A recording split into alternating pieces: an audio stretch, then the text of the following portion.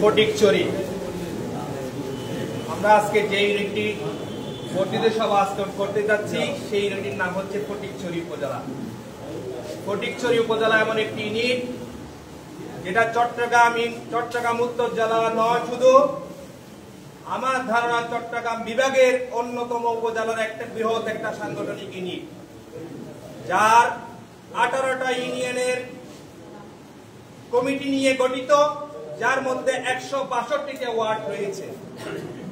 আপনারা জানেন কিছুদিন আগে আমাদের এই সাংগঠনিক ইউনিটের সাংগঠনিক অভিভাবক জনাব কর্নেল আজিমুল্লাহ বাহার ভাইয়ের নেতৃত্বে আমরা 18টা ইউনিয়নের আমাদের সেই 162টি ওয়ার্ডের তৃণমূলের ওয়ার্ডে প্রত্যক্ষ ভোটে নির্বাচন করে, গণতান্ত্রিকভাবে নির্বাচন করে সম্মেলনের মাধ্যমে আজকে নেতৃবৃন্দ, যে সমস্ত নেতৃবৃন্দ আজকে আমাদের মধ্যে উপস্থিত হয়েছেন এবং আপনারা সফল হয়েছেন বিদায়, আমাদের উপজেলা বিএনপি সফল হয়েছে বিদায়, আজকে আপনারা দেখতে পাচ্ছেন চট্টগ্রাম উত্তর জেলা ইউনিট হতে আপনাদেরকে উপজেলা দ্বিবার্ষিক সম্মেলনকে সামনে নিয়ে ওনাদের ডেলিগেট আজকে আপনাদের মধ্যে রয়েছেন।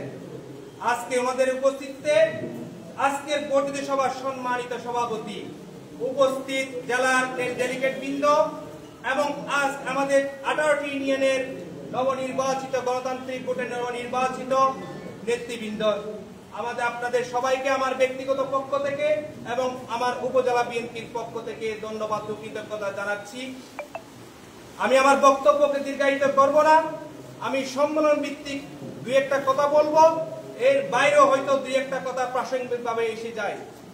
আমরা দীর্ঘক্ষণ করে আমরা বক্তব্য শ্রবণ করছি, আমাদের অনেক নেতৃবৃন্দ আজকে জেলা নেতৃবৃন্দকে সামনে নিয়ে তাদের তৃণমূলের কিছু অভিব্যক্তি ব্যক্ত করেছেন, তাদের তৃণমূলের কিছু সমস্যা ব্যক্ত করেছেন, সেটা কোনো তাদের দোষ নয়, কিন্তু আমাদের সময়ের শৃঙ্খলার কারণে আমাদের সভাপতি মহোদয় বারবার তাদেরকে তাগাদা দিয়ে যাচ্ছেন। বন্ধুরা আমার, আমাদের মধ্যে অনেকেই বলার চেষ্টা করেছেন যে আমাদের মধ্যে দ্বিধা বিভক্ত রয়েছে, আমাদের মধ্যে গ্রুপ রয়েছে। আরে ভাই, আমাদের কর্নেল আজিমুল্লাহ বাহার ভাই প্রত্যেকটা ইউনিয়ন সাংগঠনিক ইউনিটে বক্তব্য রেখেছেন।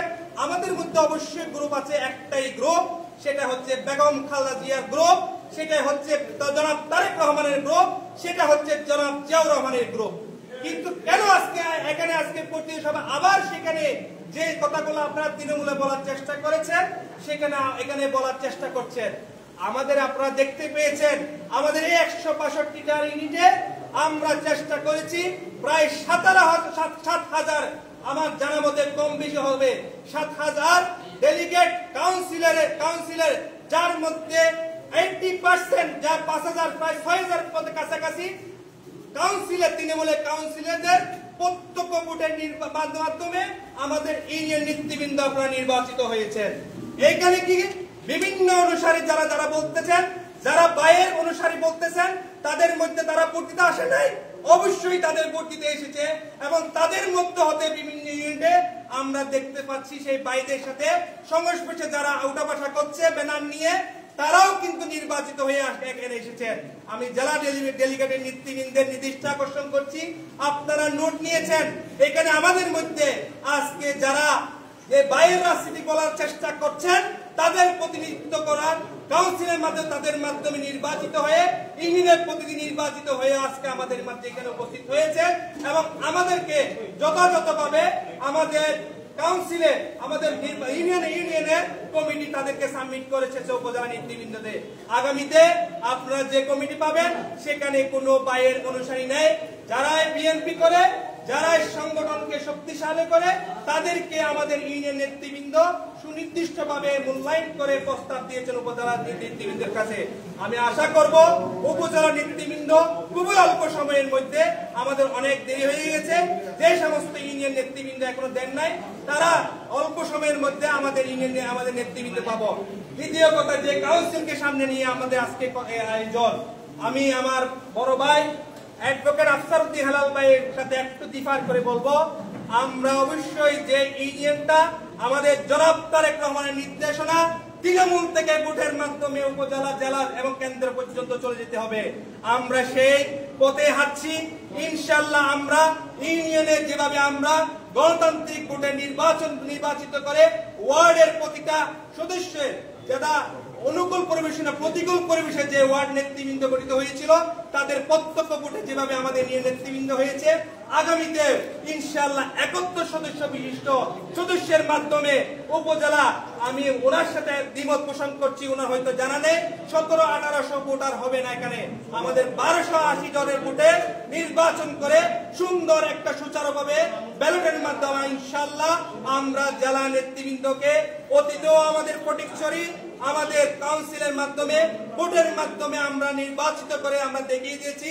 আগামী দিনেও আমাদের সাংগঠনিক অভিভাবক জনাব কর্নেল আজিমুল্লাহ বাহের ভাইয়ের নেতৃত্বে তৃণমূলের মতো আমরা উপজেলার সুচারুভাবে সুন্দরভাবে একটা মডেল উপজেলা কাউন্সিলের মাধ্যমে আমরা দেখিয়ে দিব। আপনাদের সর্বাত্মক সহযোগিতা চাই। আমাদের কোন মধ্যে মাঝে মাঝে হয়তো কিছু বিশৃঙ্খল নেতা আমাদের কিছু তৃণমূলের বিশৃঙ্খল নেতৃবৃন্দকে বিশৃঙ্খলার সুযোগ করা দেওয়ার চেষ্টা করে পায়তারা করে আসছে। এগুলোর দিকে আমরা এগুলো করে সামান্য এগুলো কমে সামান্য এগুলোর দিকে নজর না দিয়ে বৃহত্তর স্বার্থে জনাব তারেক রহমানের স্বপ্ন আগামী বাংলাদেশ বিনির্মাণের স্বপ্ন তৃণমূল থেকে নেতৃত্ব গোপন ব্যালটের মাধ্যমে নেতৃত্ব সৃষ্টি হবে, এই আশাবাদ ব্যক্ত করে আগামী দিনে আমাদের মডেল সাংগঠনিক সুসংগঠিত হবে। এবং সাথে সাথে আরেকটা যেটা আমাদের এজেন্ডা ছিল, আমাদের লালাং বিএনপি সাধারণ সম্পাদক প্রস্তাবিত আমাদের সেই কর্মসূচি আমরা বাস্তবায়ন করব। সরোয়ার ভাই যে অলরেডি এটার সিদ্ধান্ত নিয়ে নিয়েছেন, আমরা আগামীতে আমরা ফটিকছড়ি বিএনপি এগিয়ে যাচ্ছে, এগিয়ে যাবে। আপনারা আসেন টিম ওয়ার্ক হিসেবে আমরা শক্তিশালী একটা ফটিকছড়িতে উপহার দিয়ে আগামী দিনে সংসদ দ্বারশীষের সেই সংসদকে আবার পুনরুদ্ধার করব, এই আশাবাদ ব্যক্ত করে সবাইকে ধন্যবাদ ও কৃতজ্ঞতা জানিয়ে আমার বক্তব্য এখানে শেষ করছি। আল্লাহ হাফেজ। বাংলাদেশ জিন্দাবাদ। ফটিকছড়ি বিএনপি জিন্দাবাদ।